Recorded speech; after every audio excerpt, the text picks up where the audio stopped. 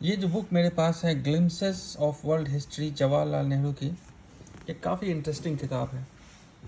अब एक ख़ास बात इस किताब के बारे में ये है जो इसके बैक में है कि ये किताब जो है 1931 में लिखनी शुरू की गई है ना।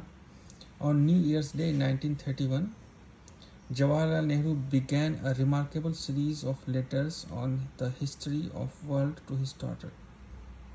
उस वक्त इंदिरा गांधी जी जो थी वो 13 साल की थी और अगले 30 महीने तक जवाहरलाल नेहरू ने लगभग 200 ख़त लिखे और इन 200 ख़त के अंदर पूरी वर्ल्ड की हिस्ट्री को उन्होंने समेट दिया।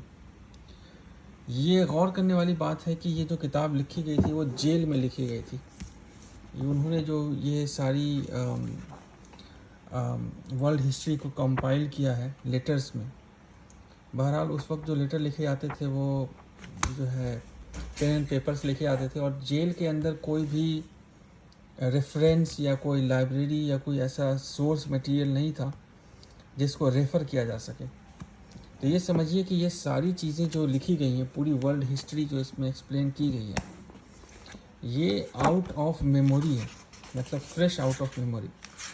उन्होंने जो भी ब्रिटेन में ऑक्सफोर्ड में जो स्टडी की, उस स्टडी में जो चीज़ें उनके जहन में रह गई उसको उन्होंने जो है कलमबंद किया है, उसको उन्होंने एक्सप्लेन किया है इस सीरीज़ ऑफ लेटर में।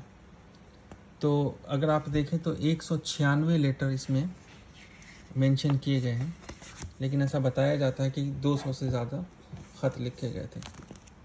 अब आज जो है, आज का जो करंट मीडिया है और जो लोग हैं जो जवाहरलाल नेहरू को बहुत गालियाँ देते हैं या देशद्रोही भी बोल देते हैं, है ना, और बहुत सारी ऐसी चीज़ें, झूठी अफवाह जो उनके बारे में कही जाती है, उनको ये सोचना चाहिए कि एक इंसान की नज़र पूरी दुनिया की हिस्ट्री पे इतनी ज़्यादा कॉम्प्रिहेंसिव है कि वो बिना रेफरेंस के एक इतनी मोटी किताब लिख सकता है।